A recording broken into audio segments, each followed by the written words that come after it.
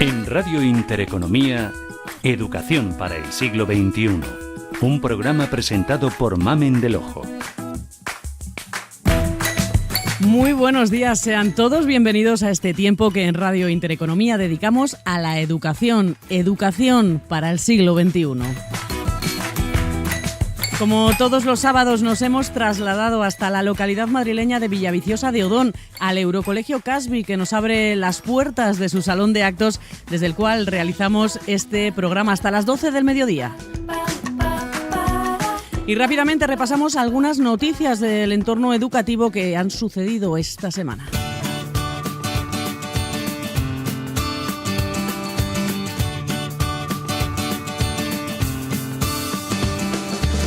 Y esta semana el Consejo Escolar del Estado ha presentado el estudio La participación de las familias en la educación escolar. Una de las conclusiones que se desprenden de este estudio es que el éxito escolar depende de hábitos familiares positivos, como por ejemplo dedicar todos los días un tiempo para conversar en familia, supervisar sin agobiar la tarea escolar o realizar juntos de forma habitual una comida principal.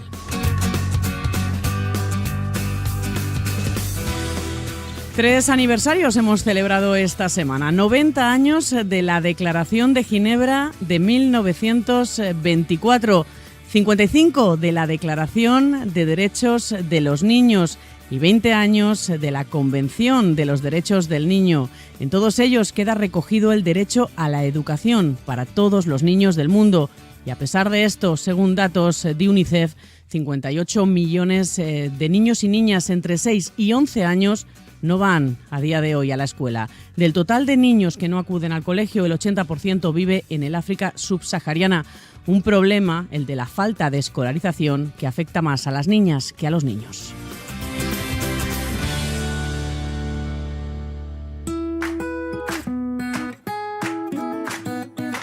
Eurocolegio Casby, Educación para el siglo XXI. Con Mamen del Ojo.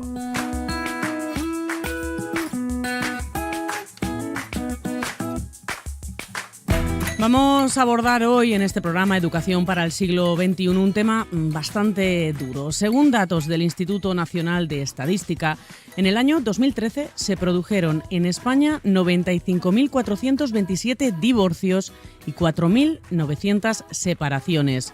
100.327 decisiones tomadas con mayor o menor dolor de poner fin a una vida en pareja. Decisiones que cuando hay hijos son mucho más duras de tomar, y es que un divorcio siempre tiene consecuencias en la vida de los hijos. Precisamente ese es el tema que queremos tratar hoy con nuestros invitados. Ellos son Carmen Rodríguez, experta en mediación, orientación y asesoramiento familiar, especializada además en metodología con familias en crisis y con más de 20 años dedicados a la mediación. Buenos días, Carmen. Buenos días. También sentado en esta mesa con nosotros se encuentra el doctor Andrés García Notario. Él es director del Departamento de Psicología de la Universidad Alfonso X el Sabio y colaborador clínico psicológico del Eurocolegio Casby. Buenos días, Andrés, también a ti. Buenos días. Y también nos acompaña Teresa Ortiz, que ya es directora de la Escuela Infantil Solaria. Buenos días a los tres. Buenos días. Decía en la introducción que un divorcio, siempre afecta a los niños y siempre tiene consecuencias en los hijos,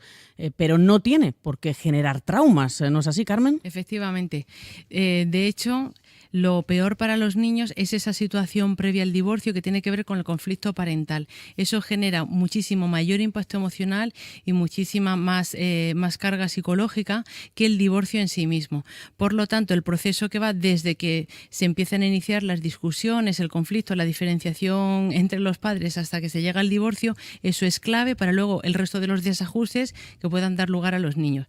Con ello quiero decir que el divorcio en sí mismo no es ni bueno ni malo, es una decisión que toman los padres, pero la forma en que afecta a los niños es mucho más impactante, ese paso previo que tiene que ver con el conflicto parental. Porque para el niño Andrés entiendo que puede ser incluso un descanso, un dejar de oír peleas, gritos y reproches, aunque no se hagan delante del niño. Los niños siempre se dan cuenta de esas situaciones. Los niños son capaces de saberlo todo. Hay que entenderles. Solo son bajitos. no son idiotas, que es una cosa muy importante que a veces los padres pueden pensar, o graves ignorantes. Los niños son los que reciben el mejor de los beneficios, que es el amor, y también el desamor, que lo perciben como una de las mayores pérdidas de su vida. Primero hay que intentar definir un poco lo que es el factor del divorcio, y ninguno es igual, por supuesto. Hay que ver las características de los padres, las circunstancias personales, pero lo que está claro es que siempre hay 3 líneas claras que tienen que converger, que son muy importantes para poder valorar si después puede haber un problema, que es el grado de conflicto, que ha dicho fenomenal mi compañera, que es esencial que finalice lo antes posible. Este grado puede dejar consecuencias profundamente serias. Luego, que haya el proceso de coparentalidad, es decir, de si los padres o no van a ejercer una acción compartida de protección de esos hijos, ¿no? Y la tercera de todas, que es también lo que puede determinar en muchos casos la gravedad del proceso, es la pérdida tanto de calidad de vida, económica, o factores fundamentales que pueden ser tremendamente dañinos para una de las partes, ¿no? Todo esto es lo que hay que ver de forma muy holística, pero también al mismo tiempo de forma individual. Ningún caso es válido para otro caso como ejemplo. Por lo tanto, el modelo es siempre imperfecto. Teresa, es importante que unos padres que toman esta decisión se pongan en contacto, en este caso, con una escuela infantil donde está el niño, para que vosotros también podáis gestionar y tratar a ese niño de una cierta manera. No digo de una manera especial ni mejor, pero sí saber cuál es la situación en casa. Sí, tiene que saber, se tiene que poner en contacto con la escuela para saber las reacciones de ese niño, porque el niño, cuando sucede una cosa de esta importancia, retrocede en ciertas cosas, retrocede pues en su conducta, en su comportamiento, en la forma de ser, se pone muy irritable, quiere estar contigo continuamente, que una persona adulta tiene miedo. Entonces, sí es necesario que nos cuenten ellos cómo surge y cómo el niño va reaccionando en casa también. Decías, Andrés, que los niños no son idiotas, pero no son idiotas aunque sean muy, muy pequeños. A veces hay familias o parejas que dicen, bueno, se separan teniendo pues un niño que tiene meses. Y dicen, bueno, si el niño al final no se da cuenta, si ha crecido con esta situación, se dan cuenta incluso siendo bebés. No, está demostrado científicamente. Sí, científicamente, además, que los niños no solamente absorben toda esa tensión global de casa, sino que además un principio natural de la serenidad que transmite una madre está proyectada en esa ansiedad, en ese conflicto personal que tiene, y todo eso se transmite en la propia serenidad del propio hecho de estar con el niño.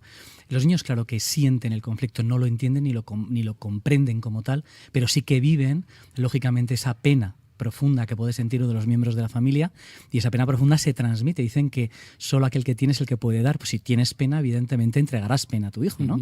Y esto es un poco lo que los padres tienen que valorar, es apoyarse también en aquellas personas que estén más tranquilas, apoyarse en muchas ocasiones en las figuras de los abuelos, eternas figuras de serenidad, que en muchas ocasiones pueden ayudar mucho más de lo que crees, sobre todo en ese primer periodo que antes se destacaba de forma tan clara, el periodo de gran conflicto, el periodo de toma de decisiones. Luego llega el equilibrio.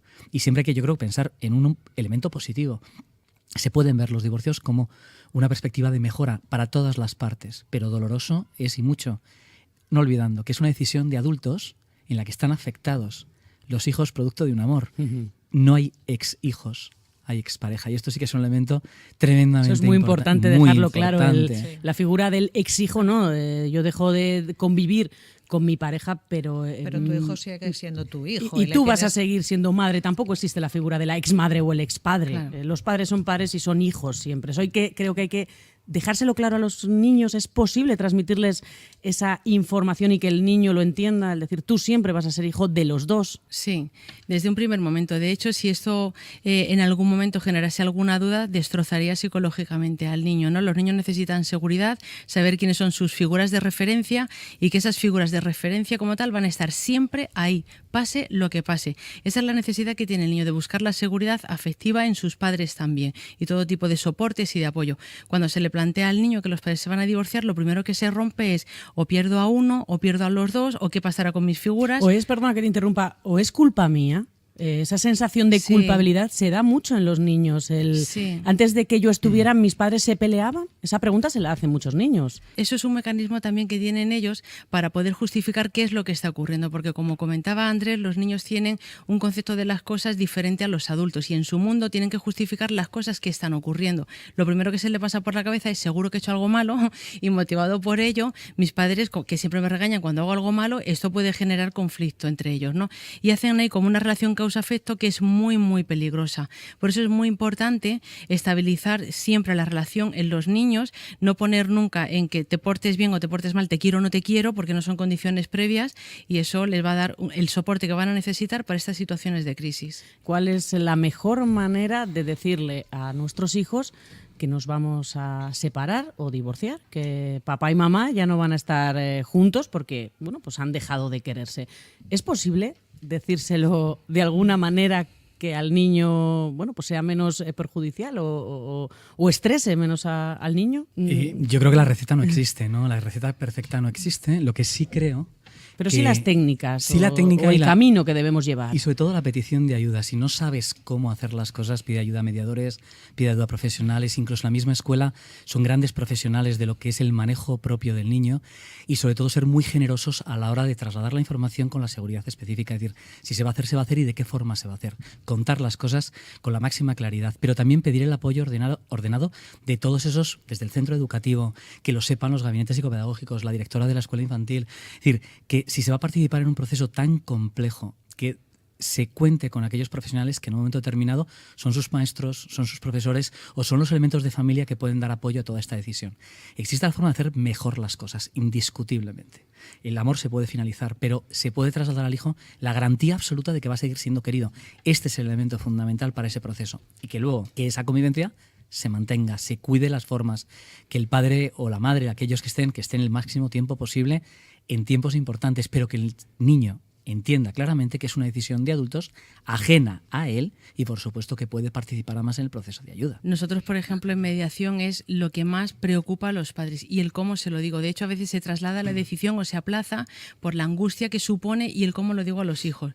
Sí que es verdad que hay una serie de pautas que deben respetar los padres. La primera es una decisión que se tiene que tomar y se tiene que decir a los niños los dos, ambos padres. No vale uno sí, otro no. Tienen que estar los dos. En segundo lugar, no hay que dar detalles de cuál es el motivo por el que se produce el desamor. No, tampoco se puede dramatizar ese momento. Entonces es importante que los padres pongan de manifiesto que es una decisión de los adultos.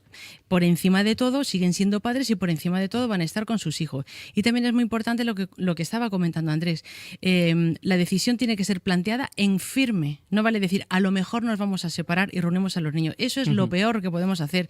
Les genera una ansiedad insoportable. Entonces tiene que ser una decisión en firme y que sepas que cuando hables con tus hijos, cuéntale cómo se van a organizar, porque la inseguridad que genera, el impacto emocional nunca lo van a olvidar. Lo arrastran toda su vida y cuanto mejor se explique, mejor lo van a entender. Por otro lado, nosotros también valoramos los momentos en los que se dice esta decisión. Ni se te ocurra en el desayuno, ni se te ocurra antes de comer, ni se te ocurra antes de dormir. Tienes que buscar un espacio más amplio, por ejemplo, en la tarde, en tu casa, que no sea en el parque ni en el burger. Ese tipo de indicaciones son muy importantes. ¿Por qué? Porque el niño, cuando reciba la información, es normal que llore, es normal que tenga rabia, es normal que se vaya. Pues si estás en el parque se te puede ir corriendo, mejor tenerlo en casa controlado. Las reacciones del niño pueden ser muy llamativas y es bueno tenerlo allí y darle una sensación y una emoción de máxima seguridad y dejar que fluyan las emociones del niño. También les decimos que estén muy preparados para las preguntas que le hagan los niños, porque esa es la clave. Si el niño no pregunta, le dejáis tranquilo, pero lo tenéis que seguir preguntando para que saque todo lo que tiene. ¿Es posible que un niño entienda que sus padres van a seguir queriéndole cuando ve que sus padres se odian, así de claro? Es decir, que cuando está con su madre pone a caldo a su padre y cuando está con su padre dice esa señora. ¿Es posible que un niño entienda que a él le pueden seguir queriendo cuando sus padres entre sí no se quieren ni ver y se lo dicen a él? Sí, además en un principio de rotunda firmeza te digo que sí. La pena es los padres que utilizan esta opción como garante de fortaleza hacia el derecho de su verdad. Es decir, el problema de todo esto está en el juego que se puede ejercer sobre los niños a la hora de la creencia de la propia verdad, el porqué del hecho. Siempre hay uno que sufre más que otro. En las decisiones de separación, muy rara vez son al 50% en la decisión. Muy rara vez. Siempre hay una persona que está mucho más afectada. Ahí es donde empieza el principio de orientación y de asesoría a estas personas para que luego se pueda valorar y ejercer la acción de prudencia con los niños. Es decir, el hecho de concebir no te garantiza un buen modelo de paternidad, pero es que es fácil concebir, pero es muy difícil ser padre, ¿no? O ser madre coherente. Esto es lo que nosotros creo que podemos ayudar muchísimos profesionales que a diario vemos tantísimos casos de dolor en los niños. No tanto en los padres, sino los que escuchamos habitualmente a los niños y somos capaces de saber de forma diferente cómo piensan, cómo sienten y expresar a los padres que al final sus intenciones objetivas pasan por un daño atroz que muchas veces es innecesario. Estamos hablando de niños, pero muchas veces, pues los niños ya están muy creciditos cuando los padres se separan y son ya pues adolescentes. Entiendo que la situación entonces varía, ¿no? El planteamiento tiene que ser otro. Claro, es muy importante tener en cuenta la edad del niño. No es lo mismo cuando son pequeños, 8 o 9 años, a cuando tienen 14 o 15. ¿No? En ese sentido, la capacidad de reflexión de los hijos es mucho mayor y está mucho más adaptada a las explicaciones que le puedan dar los padres. Aquí lo cierto es que los niños preguntan ¿y cuál es el motivo y por qué? Y lo insisten muchísimo más por si hubiera una tercera persona, porque es lo primero que se le pasa al adolescente por la cabeza y eso es lo que nos dice la experiencia. No obstante, los padres tienen que hablar con la misma firmeza que si hablaran con cualquier otro hijo. Porque en una casa, en el supuesto de que haya un adolescente, pues es sencillo, pero si tienes varios hijos tienen distintas edades y el discurso le tienes que adaptar. Entonces, si solo tienes un adolescente, un hijo adolescente, los dos padres conjuntamente, digamos que los requisitos serían los mismos. ¿Cuáles son las consecuencias en el adolescente? Pues desde luego va a sentir miedo porque no sabe qué será de su futuro, va a sentir la inseguridad de me cambio de casa, no me cambio de casa, qué será de mis amigos, seguiré en el mismo instituto. Todo eso es lo que deben tranquilizar los padres en esa conversación y explicarle cómo va a ser la vida en familia, porque la familia sigue siendo familia, aunque de distinta manera, pero la familia no se pierde, es la institución que más se adapta a cualquier cambio. Y esto es un ejemplo, seguimos siendo familia, aunque nos divorciemos nosotros como pareja. Y eso es lo que se le transmite al adolescente. Tiene su padre, tiene su madre y además tiene libertad y flexibilidad para poder estar con uno y con otro.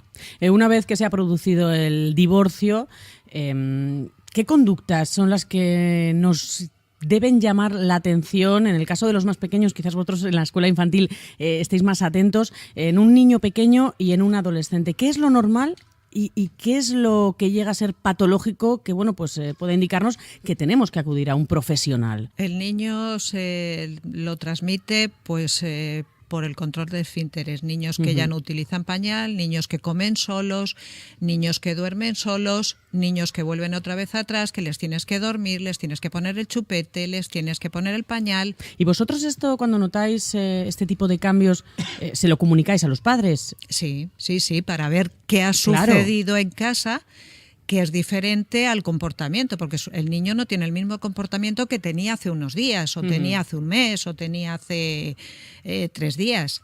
Entonces tenemos que preguntarles para saber qué es lo que ha pasado, qué cambios ha habido en su casa para ese comportamiento. Y saber cómo actuar, claro. Carmen, ¿cómo manifiesta un niño mayorcito?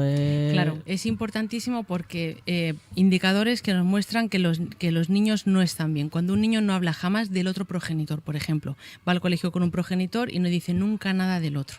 ¿Vale? Eso, por ejemplo, es un indicador que da lugar a que el niño puede estar a lo mejor en un conflicto de lealtades o sufriendo una situación de inseguridad, de miedo y de ansiedad. Otro también es aquel niño que se llama el niño espía, que es aquel que dice cosas feas de cuando va a casa del otro en relación a la nueva pareja del otro o a la situación que tiene en la casa del otro. Y lo cuenta en plan como si fuera una confidencia o cosas negativas en relación al otro. Eso también es un indicador que no debe de hacernos gracia, sino preocuparnos de que este niño está mal viviendo esta situación de divorcio, que son los padres los que lo están haciendo mal. El niño colchón, aquel niño que se siente responsable de las penas que tienen sus padres y lo depositan todo sobre él. El niño hipermaduro, estos niños que dicen, bueno, nos hemos divorciado y el niño está mucho más maduro. Eso es una barbaridad. El niño tiene que ser niño, no tiene por qué ser cuidador de ninguno de los padres. Ese tipo de conductas se dan en niños entre 8, 10, 14, 15 años que a veces pasan desapercibidas, pero indican que existe una instrumentalización del niño por parte de los padres. Queda claro que divorcios y separaciones, bueno, pues por desgracia somos humanos y habrá siempre. Lo que debemos intentar es que esas decisiones, esas separaciones no afecten de manera negativa en el desarrollo psicológico de nuestros hijos. Hay que pensar en ellos quizás antes que pensar en nosotros, que somos los adultos. Muchísimas gracias a los tres por haber estado este ratito con nosotros, bueno, hablando de este tema duro, pero que es necesario tratar. Lo dicho, ha sido un placer. Muchísimas gracias. Nosotros seguimos aquí hablando de educación. Están escuchando Educación para el siglo XXI. ¿Desde dónde? Desde el Eurocolegio Casby. En Radio Intereconomía, Eurocolegio Casby Educación para el siglo XXI. Un programa presentado por Mamen del Ojo.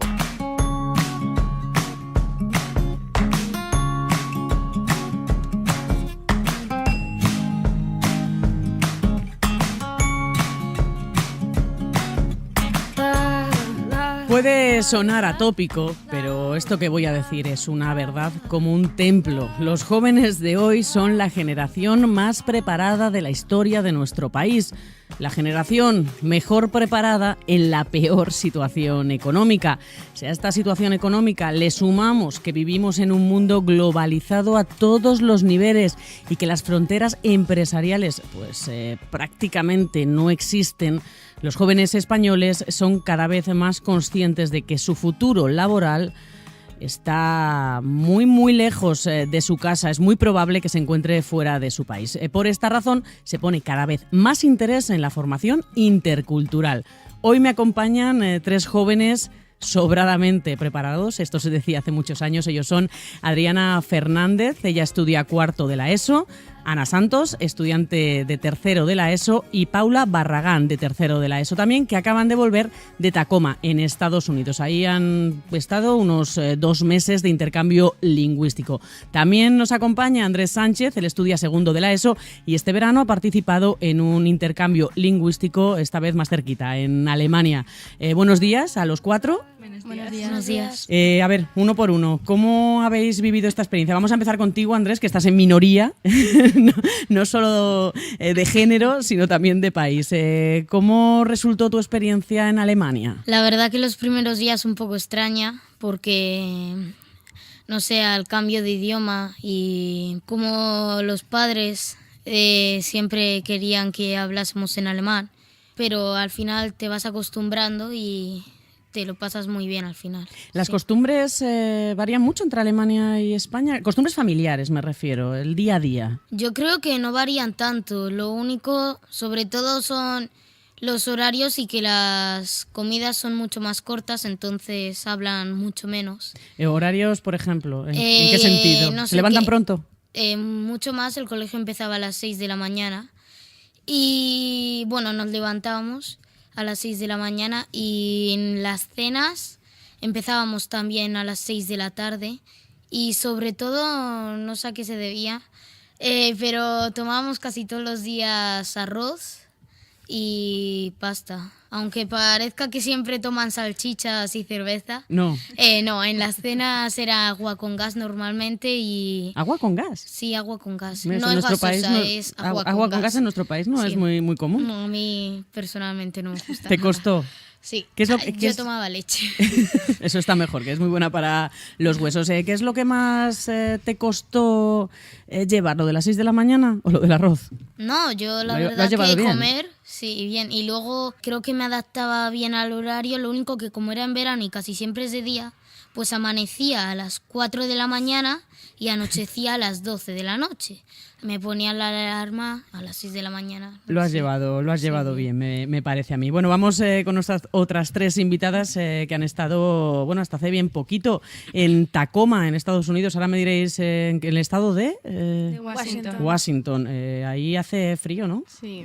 Y- Bueno, pero la gente nos decía que iba a hacer más frío de lo que al final ha hecho, porque como hemos estado tan poco en septiembre y octubre, que no son meses que hace mucho frío, pues al final hacía como aquí. No. Habéis estado en una familia, entiendo. Cada una en Os voy a repetir la misma pregunta. ¿Qué costumbres os han llamado más la atención os ha costado más adaptaros durante este tiempo ahí en Tacoma? Bueno, los primeros días estábamos más como que qué hacíamos allí, ¿no? Y nos sonaba un poco más raro el idioma, pero luego al final te acabas acostumbrando. Y bueno, las costumbres más o menos, yo creo que aquí en España somos más familiares.